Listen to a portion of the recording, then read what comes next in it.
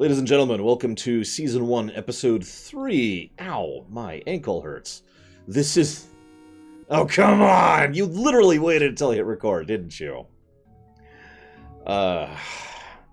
This is the episode The Ticket Master, which, as a quick rejoinder, for those of you who haven't seen this recently or are not watching this with us, this is the episode where I just stepped on a rock badly when I was taking out the trash earlier, Zachariah. This is the episode where Twilight Sparkle gets 2 tickets to the Galloping Gala and spends the whole episode trying to deal with exactly how she's going to deal with having 2 tickets and 5 friends. 6 friends, actually. Now, first of all, thank you very much, Sinister Wing. Much obliged, as always. And you know the question. And if you don't answer the question, then I'm going to have everyone in chat stab you.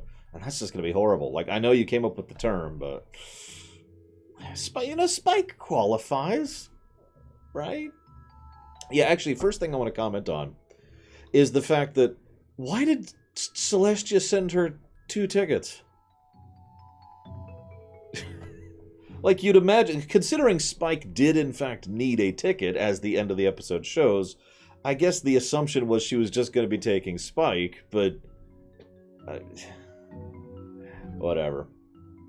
So, first thing I want to talk about, actually, is I sat back and I thought about it, and it's actually kind of astonishing, and probably on purpose, how much of these people are herbivores. Like, you ever sit and think about that? Now, I'm sure you don't, because you're not a psychotic weirdo like I am, but I think about stuff like that, because I think of world building all the time. You got it, Sinister Wing. Give me just a second. Sinister Wing. By the way, the website donations are all updated, not counting that one, obviously, if anybody cares. Herbivores, right? Because, have you ever seen Zootopia? Now, Zootopia just kind of bypassed most of the, hey, there's carnivores that exist here problem by saying they eat this kind of protein paste based on bugs. And even that was said behind the scenes. It was never even mentioned in the film proper. So they just kind of avoid the thing entirely. The next thing I want to bring up is Little Mermaid. Now, I've actually rewatched Little Mermaid recently, but just in case you have forgotten, even the regular fish talk, as in everyday just fish, like tuna or albacore or whatever. And a very careful examination of the various sea creatures that exist within the Little Mermaid shows that the majority of them are actually non-carnivorous, non-predatory, more accurately. Except for the ones that tend to be working alongside Ursula. Like there's the shark, there's the 2 eels, and there's Ursula herself, even though I'm not sure if octopi are actually carnivorous or not. But she herself is definitely predatory. So they actually kind of quietly address the problem there. And then they establish a human kingdom which lives on the sea, which they're I mean, I don't know what to add to that. Odo just runs around singing in French. Yeah, that's Renee Auberjonois, by the way. Do you know that? Anyways, I bring all this up because, in my opinion, if you're going to talk about something like this, you need to acknowledge whether or not you're going to have carnivorousness amongst other sentient sapiens. Now... yeah, and yes, by the way, guys, I know like 5 people have said that horses can eat meat, but horses do not need to eat meat. This is an important distinction. A tiger, for example, can't eat, plants and vegetables. Their digestive system is literally not designed for it. Whereas a horse can, and can live entirely off of, flowers and grains and all that fun stuff, right? Which I bring up because, again, I think this is one of the more interesting aspects of world building in the setting. Although, again, this will be something we develop more in the future. So, we'll see exactly where this goes. I just wanted to mention that because I think it's kind of interesting. And I love to think about food when it comes to fiction. Moving on. So there we have they're talking about the Grand Galloping Gala. Now... I don't actually have much to say about that right now, other than the fact that this is laying down continuity for the future, which is something the show does a lot. That's all. I just wanted to comment on it. Hi, Papa Nix. This is also the first episode to acknowledge that economics actually exists within this setting. They don't even name them yet. It's just bits. Like I said, we're not going to get that name until later in the show. But they do actually have some kind of economic currency and system, which makes sense. Incentive-based economics is extremely fundamental when it comes to the bare-bones existence of a society, so it makes sense that they'd have something. And I'll talk more about economics later, because right now they don't really go into it. It's just the first acknowledgement of that. So then we get, each of them have their own, yeah, hip surgery too.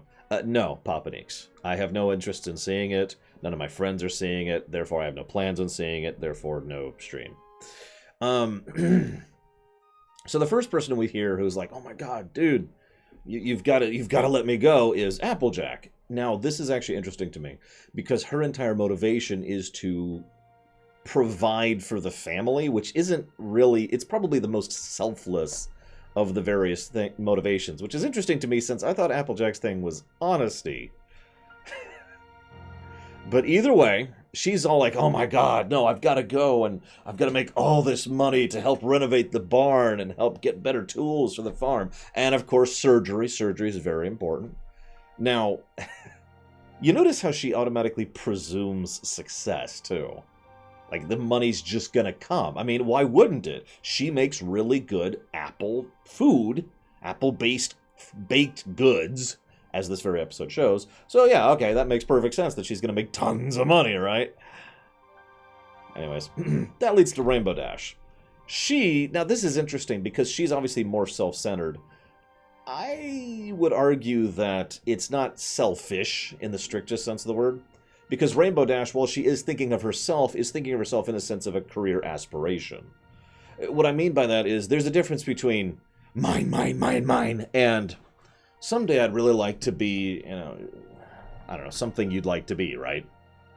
So we see her, fangirl. That's a good way to put it. She's, well, actually I hate to use that word because of the connotations that are attached to it. She is definitely fond of the Wonderbolts, and she definitely wants to pursue that long-term as an actual career. That is an aspiration, not selfishness. That's why I make that distinction. And it's important to make that distinction because she's kind of a jerk in this episode. 3 times, I counted. Yeah. Anyways, but again, there's something weird because there's an automatic presumption of success. Boy, that's sounding familiar. No, seriously, she automatically assumes that when she goes to the Wonderbolts, she's going to be like, yeah, no, everyone, this is totally going to be, I'm going to blow them away, and they're going to invite me in, and it's going to be great. It's just going to go that way. So then Twilight makes the first mistake of leadership, which I only bring up because, in my opinion, Silence J23 is awesome. Now, Silence J23 is pretty awesome, and I know that doesn't really have a lot to do with Twilight Sparkle's leadership skills, but in my opinion, this is the first time when we see the beginnings of what I call the she needs to take charge arc. This is going to be like a multi-season arc of Twilight Sparkle slowly getting to the point of actually being a decent leader. But this is, in my opinion, the very beginning of it right here, when she assumes, so she makes the classic first mistake of leadership. She assumes leadership is math. Right? That's easy. Okay, Savacom, if I kill you, I get to save 3 people. Bam. Done. Anyways, thank you very, very much, Silence J. Appreciate the sub, as always. Thank you. I'm glad you like the Zelda stuff, and if you want to put that sub towards a future stream, let me know.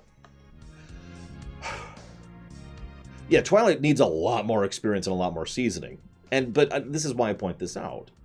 So she's just like, yeah, no, you have the better reason, therefore you get the ticket. Pure math. She doesn't consider the politics involved. She doesn't consider the friendship angles involved. She doesn't consider asking for more pieces. She doesn't do anything that an actual leader would do. And of course, I don't want to sound too hard on her, since obviously she has, again, just began her arc, which is why I'm bringing it up. Meanwhile, she can't think. Of course, we also have to acknowledge that she can't think straight. Nice little tidbit. It's still like just before noon, because they mentioned lunch while they're going around helping Applejack. At the end of the episode, it's nighttime. You know, it's dark out. She doesn't eat anywhere in this period of time.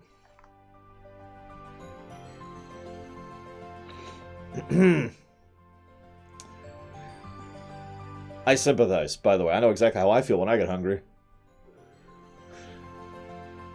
And then I kill people and eat them. Oh, sorry. Wrong thing.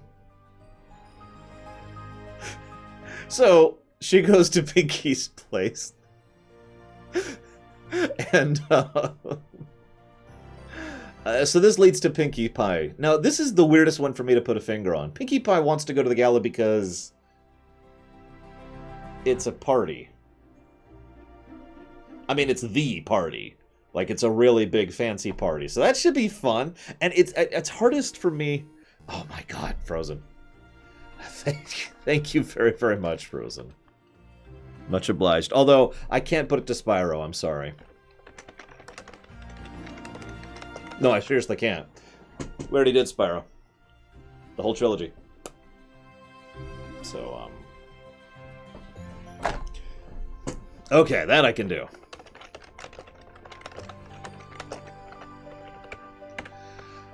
I mean, it is kind of her thing, and I get it.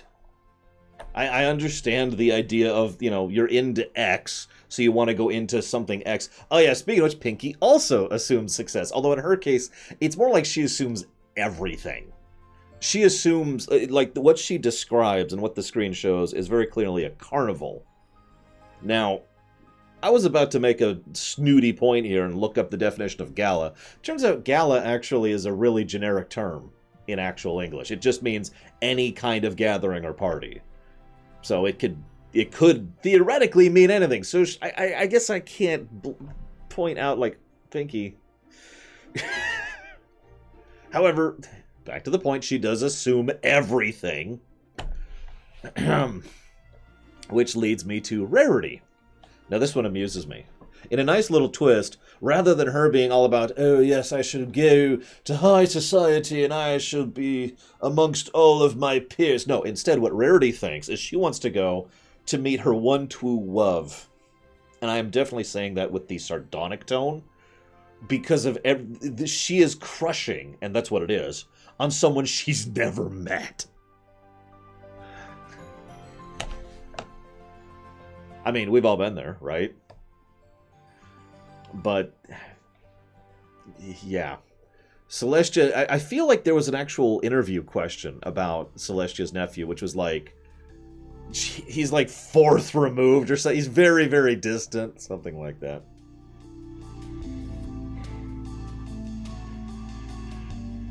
Yeah, I agree with regards to what Aethel just mentioned. Anyways, so, so he has Blue Blood, the very, very, very, very, very distant nephew. Now, again, no judgment. We've all had crushes, but she does kind of automatically assume success. I feel like there's a trend here. Now, to be clear, when I say she assumes success, she does so to an extent that blows everyone else's out of the water. She thinks that this guy, who she has never met, is going to ask her to marry him.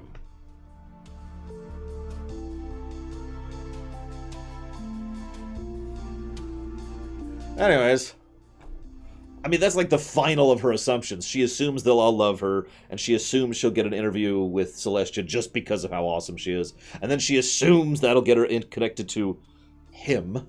Side little note, the actress always hesitates just a little bit before saying him, just like that. It's a nice little touch. Anyways. At the gala. Sorry. Which leads to Fluttershy. Fluttershy amuses me tremendously. Because, well, okay, so first of all, Fluttershy just wants to go to see the garden. She just wants to see, all the flora and fauna. Which sounds awesome. I know exactly how my wedding would go if I ever had one, Savicon. A woman I shall not name and I actually had already started planning our wedding once upon a time. That was a long time ago. Like, God, that would have been 2004? Something like that. Anyways. So, I feel old. The so she wants to go see the flora and fauna, and that's actually probably, I'd say, the second most reasonable desire. Like the second most acceptable thing behind Applejack's. And as an amusing aside, of all of them, she doesn't really assume anything. I mean, you could argue that she does, because she assumes going to a garden will be nice, but I would actually counter-argue that if you go to a garden, it probably should be nice, yes. You know? Like, if I go to a park, and I assume the park is going to be a nice park, and it's a crummy park, it's not like, well, you know, your assumptions are horrible. So Fluttershy doesn't actually really assume anything, although this is also the establishment of Angel as a character. Now, for the longest time I thought I didn't like Angel, but then I realized that what happened was they basically changed his personality for like 1 or 2 episodes, and then shifted it back for every other episode. It's really weird. In this episode, he's fine. He basically is her courage. The more outspoken person, so that she can be, continue to be shy, and he can go and, actually interact. One moment. I've got something in my eye that's driving me crazy. And I keep missing it. Where are you?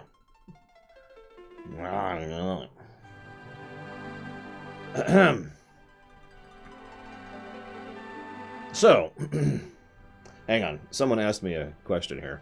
What would be my reason for wanting to go to the gala?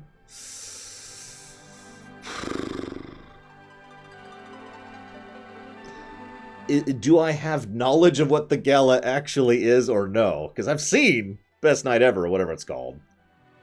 I've seen that episode. Because if I know what the gala actually is, one of my first thoughts would not be on the list, which would be to get some time to interact with Celestia and ask her about some history questions, for example. To my knowledge, Maria Gray, they're supposed to be in their early to mid-20s. This is not something from me, this is something from the creators. I guess Luna might be busy, but, just be like, hey. Like, assuming I'm some kind of historical pony, which, as we already discussed earlier, I'd be like, so, hey, could you tell me about the Great War of... Oh, wait, we don't have wars, really. Tell me about the negotiation with the such and such and the what-the-fig. Something like that. Meanwhile, Twilight Sparkle says, oh, gosh, all 5 of my best friends! Okay. This amuses me because this makes perfect sense, and is also the kind of thing that amuses me in real life. So, people tend to use the word best friend really casually, and not accurately, if I could be so bold. You know what I mean?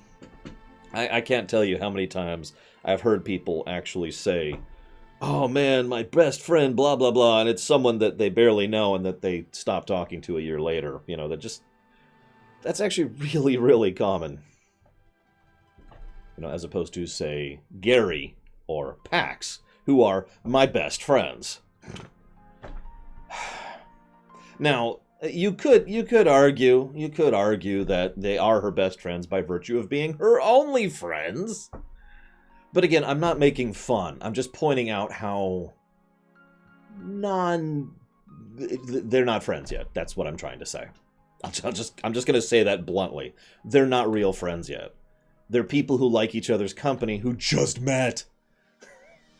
Don't worry, I do think they will develop a real friendship by the end of this show. It's just, I don't think it's any time in Season 1. Actually, I already answered that question, Detective Rarity. Basically, in my opinion, this is the beginning of the Twilight Sparkle needs to learn how to be a leader arc. And she's really, really bad at it at this point in her story, because this is the 3rd episode. Anyways, real quick, Foo Dogs. I just wanted to say hi, since I haven't seen you in forever. What's up, dude? And also hi, Shadow, in case you think I'm ignoring you. Where's my notes? There we go.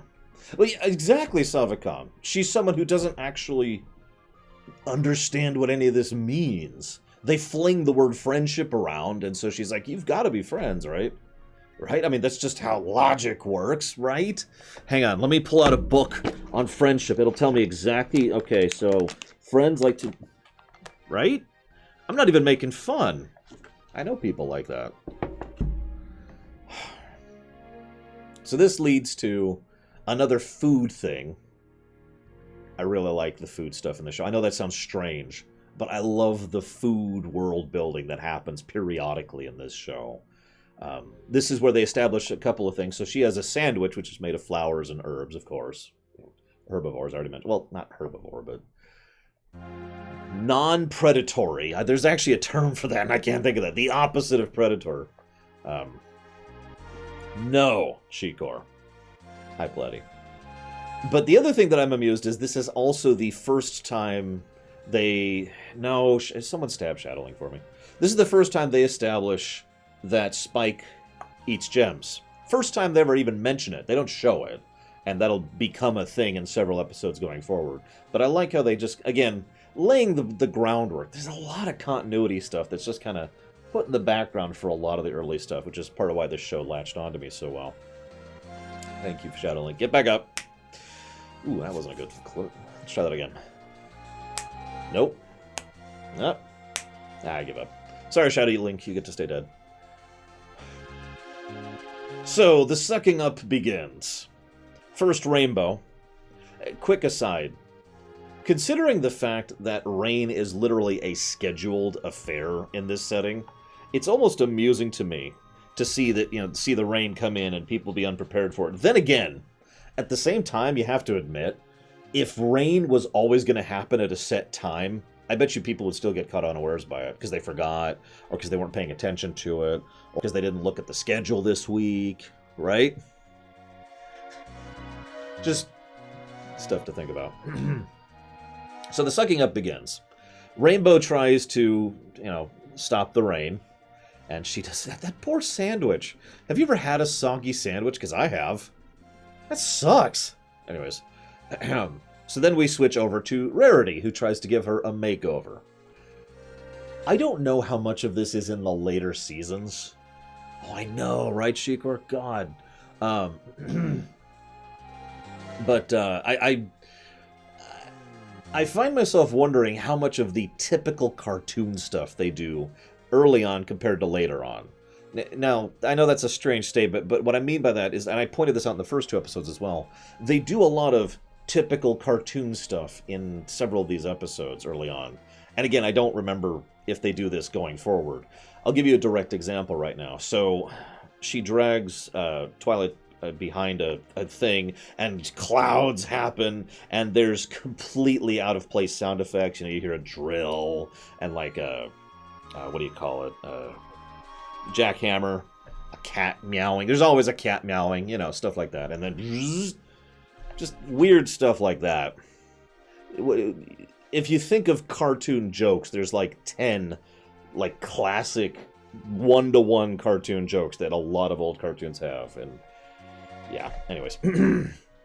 Moving on, this then brings Applejack in, who brings tons and tons of food.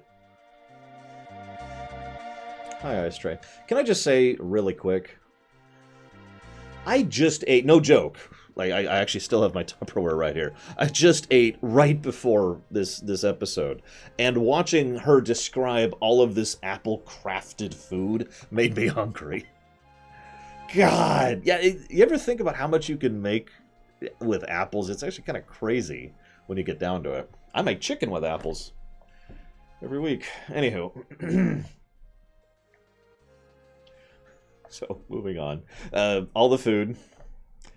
This leads to Fluttershy, who's offering to clean. Oh, and offers a salad. By the way, that's 3 people total who try to help her out with regards to food. And as a consequence of doing so, she ends up not eating, so...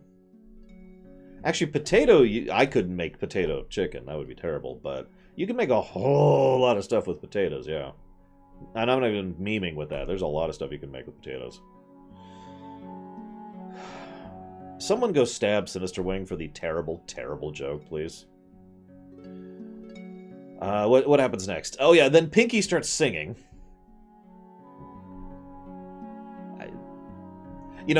Hang on. Rainbow Dash tries to block the rain. Rarity offers a makeover. Applejack offers frickin' food. And then Fluttershy offers to clean her stuff and give her food. Pinkie offers a song. I feel there's a disparity here. Maybe that's just me, I don't know. Regardless, this leads to random people being like, oh my god, and then everyone starts trying to curry favor. And that leads to the yakety sax sequence.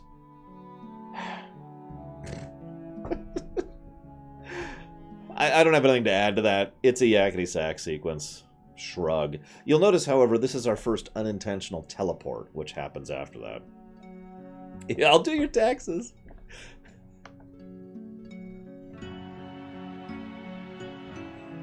Oh yeah, sorry, it's not literally yakety sax. There's actually a term for that, and I can't think of it. It's when you make a song that is of the same pattern and beat of yakety sax, but it's actually a different song, so that you don't have to pay them money.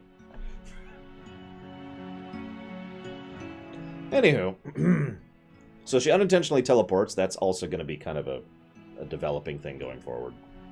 And that, of course, leads to them being like, no, I can't decide. And this is actually kind of a cool lesson, if I could be so bold. When you don't have enough to give to all of your friends, it sucks. I mean, that sounds pretty simple. But the additional part of the lesson is that it's okay to ask for more under the right circumstances. I mean, if you want a new car or something, maybe not. But, you know, if you've got a popsicle and one other popsicle, you can ask for 3 other popsicles, right? That's not really a big deal. And, of course, it's also, you know, the related Aesop is you shouldn't try to bribe your friends into doing something, especially given how much distress it was obviously causing Twilight. Notice, by the way, Applejack offers to give up her claim, her casus belli, on the ticket first. Then Fluttershy, then Pinkie, then Rarity, in that order. So then Rainbow Dash, excuse me.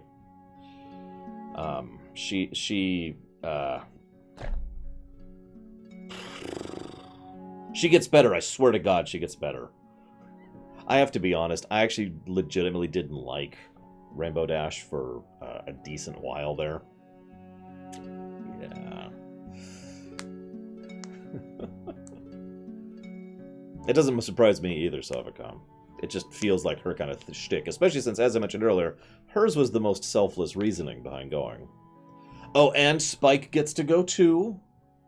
Spike gets to go too. Not that he's into that frou-frou girly stuff.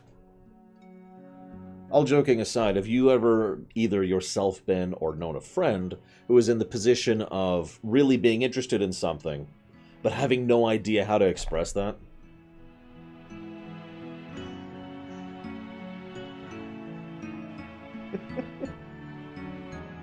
His words, Zachariah, not mine. I didn't say frou-frou. I guess I did.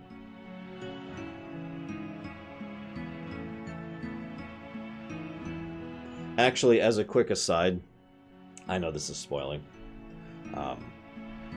It's actually amusing to me that of the 7 who end up going to the Grand Galloping Gala, the only one who actually had a plan to have fun that night with his friends was frickin' Spike. Anyways, you'll also notice he didn't walk in with tons and tons of assumptions. Anyways, and then the episode ends. Worst episode ever, 0 out of 10.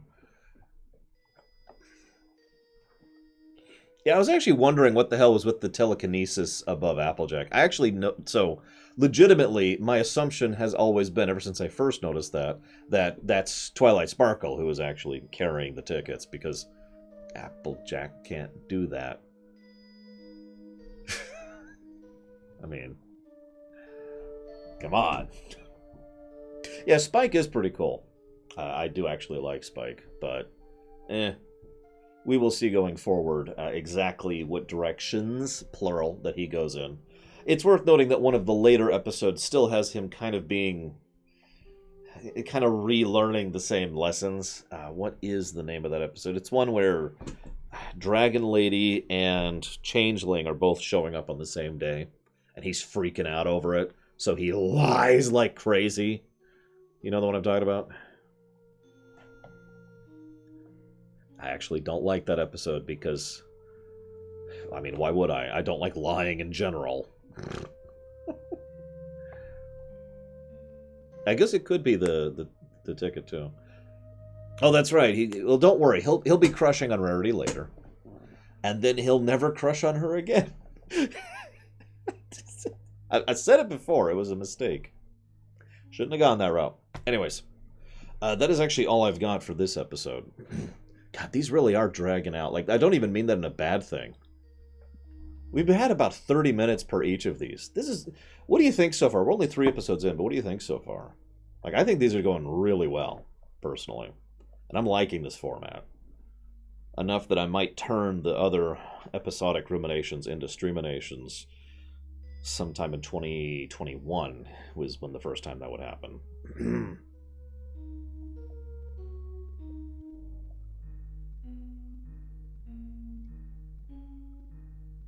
Yeah, true enough, Frozen. I get tired of people learning the same lesson over and over in TV, because that's usually an aspect of lazy writing. Aesop blindness or Aesop forgetfulness or something like that. You know what I'm talking about.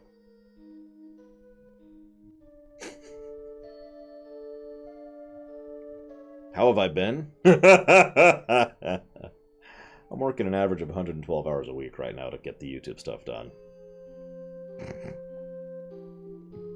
Oh my god, no, Shikor, I will stab you. I know that's what I always do, but this will be a more worse stab than usual. Fluttershy, we'll talk about that. I don't want to talk about that yet, because we're getting there, but I do think Fluttershy has an actual development over time. This is especially true in the episode where Twilight Sparkle, writes a book. Yeah. Anyways, I'm going to go ahead and chop this off because I do have other work to do, unfortunately, guys. But thank you all for joining me, and I'm glad you guys are enjoying this as much as I am. And I will see you guys, I guess, Thursday evening at this point, because the odds of me finishing the TNG stuff this week are extremely low. I got 28 episodes to record. Yeah. So, see you around, guys.